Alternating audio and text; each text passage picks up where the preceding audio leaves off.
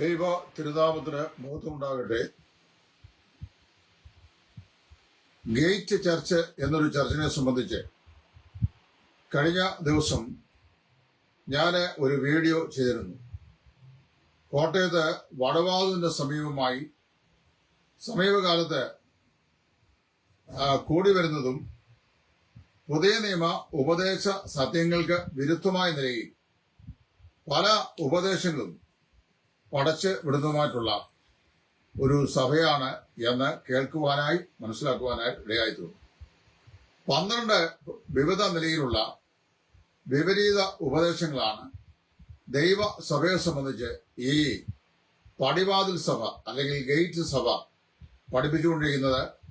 എവിടെ നിന്നാണ് അവർക്ക് ഈ ഉപദേശങ്ങൾ ലഭിച്ചിട്ടുള്ളത് എന്നതിനെ സംബന്ധിച്ച് യാതൊരു നിലയിലുള്ള അറിവും എനിക്ക് ലഭിച്ചിട്ടില്ല.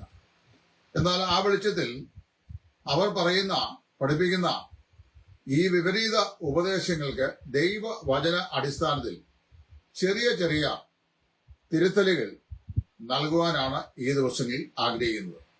അവർ പഠിപ്പിക്കുന്ന ഏറ്റവും വലിയ ഒരു വിപരീത ഉപദേശമാണ് ഈ ദൈവസഭ എന്ന് പറയുന്നത് പഴയ നിയമ സഭയുടെ പിന്തുടർച്ചയാണ്. ഞാനെന്റെ സഭയെ പണിയും എന്ന് പറഞ്ഞാൽ മുമ്പ് ഉണ്ടായിരുന്നതിനെ തുടർന്ന് പണിതുകൊണ്ടിരിക്കുന്നതിനെ കുറിച്ചാണ് പറയുന്നത്. അപ്പൊ സഭ അതിന്റെ സമാരംഭം പെന്തക്കോസ്ത് നാളിലല്ല, യഹൂദ സഭയുടെ പിന്തുടർച്ച തന്നെയാണ് കർത്താവിന്റെ സഭ എന്നാണ് അവർ പഠിപ്പിക്കുന്നത്. വാസ്തവത്തില് നമ്മൾ പുതിയ പഠിക്കുമ്പോൾ 4 അതിപ്രധാന സത്യങ്ങൾ സഭയെ സംബന്ധിച്ച് പുതിയ നിയമത്തിൽ നിന്ന് നമുക്ക് വിവക്ഷിക്കാനായിട്ട് സാധിക്കും. Number 1, foundation of the church. സഭയുടെ അടിസ്ഥാനം എന്ന് പറയുന്നത് അത് വളരെ പ്രധാനപ്പെട്ട ഒന്നാണ്. 4 സുവിശേഷങ്ങളിലാണ് അത് നമ്മൾ കാണുന്നത്. മത്തായിയുടെ സുവിശേഷം 16:18 ക്രിസ്തീയ സഭയെ അല്ലെങ്കിൽ പുതിയ നിയമ സഭയെ സംബന്ധിച്ച് ആദ്യമായി നമ്മുടെ കർത്താവായ യേശു ഒരു പ്രഖ്യാപനം ചെയ്യുന്നതായി നമ്മൾ വായിക്കുന്നു. കർത്താവ് ഫിലിപ്പിന്റെ കൈസരിയിൽ ആയിരുന്ന സമയത്ത് തന്നെക്കുറിച്ച് ശിഷ്യന്മാർ എന്തു പറയുന്നു എന്നുള്ള യേശു ക്രിസ്തുവിന്റെ ചോദ്യത്തിന് പത്രോസ് പറഞ്ഞ മറുപടി, നീ ജീവനുള്ള ദൈവത്തിന്റെ പുത്രനായ ക്രിസ്തു എന്ന് പറഞ്ഞതിന് കർത്താവ് പത്രോസിനോട് പറയുന്ന മറുപടിയിലാണ്, നീ പത്രോസാകുന്നു, ഈ പാറമേൽ ഞാൻ എന്റെ സഭയെ പണിയും എന്ന സഭയെക്കുറിച്ചുള്ള ആദ്യത്തെ പ്രഖ്യാപനം കർത്താവ് ചെയ്യുന്നത്. ഇപ്പൊ സഭയുടെ അടിസ്ഥാനം 4 സുവിശേഷങ്ങളിലാണ് നമ്മൾ കാണുന്നത്. 2, സഭയുടെ ആരംഭവും വളർച്ചയും രേഖപ്പെടുത്തിയിരിക്കുന്നത് അപ്പോസ്തല പ്രവൃത്തികളുടെ പുസ്തകത്തിലാണ്. പ്രവൃത്തികളുടെ പുസ്തകത്തിൽ പെന്തക്കോസ്ത് നാളിലാണ് ഇതിന്റെ സമാരംഭം നാം വായിക്കുന്നത്. 3, സഭയ്ക്കുള്ള ലേഖനങ്ങൾ. അത് റോമർ തുടങ്ങി യൂദ വരെയുള്ള 21 ലേഖനങ്ങളാണ്. 14 ലേഖനങ്ങളല്ല, 21 ലേഖനങ്ങളാണ്. ഈ 21 ലേഖനങ്ങളും ദൈവസഭയ്ക്കുള്ള ഉപദേശങ്ങൾ വളരെ വ്യക്തമായി പരിശുദ്ധാത്മാവ് നൽകിയിരിക്കുന്നു. ഏറ്റവും ഒടുവിലായി വെളിപ്പാട് പുസ്തകം സഭയുടെ ഭാവി എന്താണെന്ന് പറയുന്നു. അപ്പോൾ സഭയുടെ അടിസ്ഥാനം 4 സുവിശേഷങ്ങൾ, സഭയുടെ ഉത്ഭവവും വളർച്ചയും അപ്പോസ്തല പ്രവൃത്തികളുടെ പുസ്തകം, സഭയ്ക്കുള്ള ഉപദേശങ്ങൾ 21 ലേഖനങ്ങൾ, സഭയുടെ ഭാവി വെളിപ്പാട് പുസ്തകം. ഇങ്ങനെയാണ് പുതിയ നിയമ സഭയെ വിഭാവന ചെയ്തിട്ടുള്ളത്. എന്തുകൊണ്ട് ഈ പുതിയ നിയമ സഭ അത് ഇസ്രായേലിന്റെ പിന്തുടർച്ചയല്ല അല്ലെങ്കിൽ യഹൂദ സഭയുടെ പിന്തുടർച്ചയല്ല എന്നുള്ളത് ഈ സമയത്ത് വളരെ വ്യക്തമായി നമ്മൾ മനസ്സിലാക്കേണ്ടതായിട്ടിരിക്കുന്നു. അതില് അടിസ്ഥാനപരമായി പഠിക്കേണ്ട ഒരു വിഷയം, രണ്ടും 2 പ്രമാണങ്ങളിന്മേൽ അടിസ്ഥാനപ്പെട്ടിരിക്കുന്നു എന്ന് പറഞ്ഞു കഴിഞ്ഞാൽ, പഴയ നിയമ ഇസ്രായേൽ എന്ന് പറയുന്നത് ന്യായപ്രമാണത്തിലും മോശയിലും അടിസ്ഥാനപ്പെട്ടിരിക്കുകയാണ്. സീനായി മുതലാണ് ഇസ്രായേൽ സഭയുടെ ആരംഭം നമ്മൾ വായിക്കുന്നത്. BC 1100 അടുത്ത കാലഘട്ടമാണ്. മോശയ്ക്ക് ദൈവം നൽകിയ ആ മോശയിക ന്യായപ്രമാണത്തിന്റെ അടിസ്ഥാനത്തിലാണ് നമ്മൾ വാസ്തവത്തില് അതിനെ കാണുന്നത്.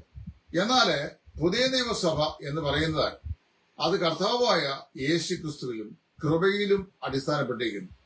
യോഹന്നാൻ തന്റെ സുവിശേഷം എഴുതുമ്പോൾ ന്യായപ്രമാണം മോശ മുഖാന്തരമായി വന്നു, കൃപയും സത്യവും യേശു ക്രിസ്തു മുഖാന്തരം വന്നു എന്ന് രേഖപ്പെടുത്തിക്കുന്നതായി നമ്മൾ വായിക്കുന്നുണ്ട്.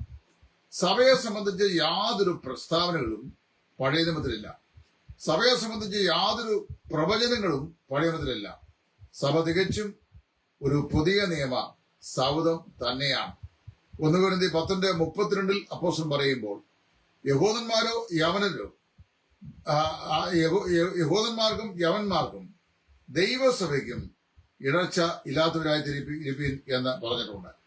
അപ്പോൾ എഫേസ്യലേഖനം 3-ാം അധ്യായത്തിന്റെ 5-ാം വാക്യത്തിൽ പൗലോസ് വെളിപ്പെടുന്നതനുസരിച്ച് സഭ ഒരു പുതിയ നിയമത്തിൽ വെളിപ്പെടുന്ന ഒരു മർമ്മമായിരുന്നു.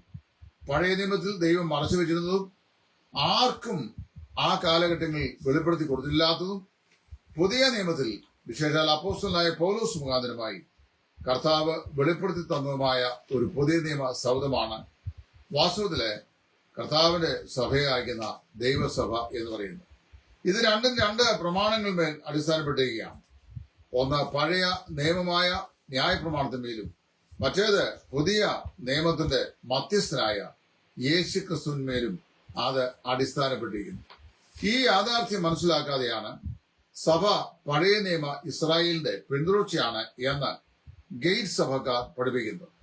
മഹാപീഠത്തിൽ കൂടി സഭ കടന്നു പോകുന്നു പഠിപ്പിക്കുന്ന ആളുകളും ഈ നിലയിൽ തെറ്റിപ്പോയിട്ടുണ്ട്. എന്നാൽ ഇവിടെ നമ്മൾ മനസ്സിലാക്കേണ്ട ഏറ്റവും അതിപ്രധാനമായ വിഷയം സഭ സ്ഥാപിതമായിരിക്കുന്നത് യുഗങ്ങളുടെ പാറയായ കർത്താവായ യേശു ക്രിസ്തുവിനാണ്.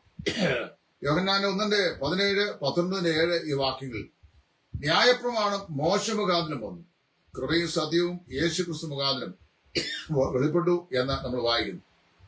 കർത്താവായ യേശു ക്രിസ്തുവിന്റെയും അപ്പോസ്തലന്മാരുടെയും ഉപദേശങ്ങളിൽ വളരെ വ്യക്തമായി പുതിയ നിയമസഭ പുതിയ നിയമ സൗധമാണെന്ന് രേഖപ്പെടുത്തിയിട്ടുണ്ട്. ഈ യാഥാർത്ഥ്യം മറച്ചു വെച്ചുകൊണ്ടാണ് വാസ്തവത്തിലെ ഈ ഗേറ്റ് സഭക്കാർ, അതായത് പടിവാതിൽ സഭക്കാരെ ഈ വിപരീത ഉപദേശം പടച്ചുവിടുന്നത്. പഴയ നിയമ ആരാധന സ്ഥലം, ആരാധനയുടെ ക്രമം, അതുപോലെ ആരാധനയ്ക്കുള്ള മാധ്യമങ്ങൾ, ഇവയെല്ലാം പുതിയ നിയമ സഭയിൽ നിന്നും വ്യത്യസ്തമാണ്. പുതിയ നിയമ സഭയുടെ ഓർഡിനൻസസും പഴയ നിയമ സഭയുടെ ഈ ഒബ്സർവേഷനിൽ നിന്ന് വ്യത്യാസപ്പെട്ടിരിക്കുന്നു എന്ന് വേദപുസ്തകം പറയുന്നു. കർത്താവിന് ചോദിച്ചാൽ വരുന്ന ദിവസങ്ങളിൽ ഈ 12 ദുരുപദേശങ്ങളും ഓരോന്നോരോന്നായി കൃത്യമായി അതിന് മറുപടി ദൈവത്തിൽ പറയുവാൻ ആഗ്രഹിക്കുന്നു. നിങ്ങളുടെ വിലപ്പെട്ട സഹകരണം ദൈവനാമത്തിൽ പ്രതീക്ഷിക്കുന്നു. ദൈവം നിങ്ങളെ അനുഗ്രഹിക്കട്ടെ.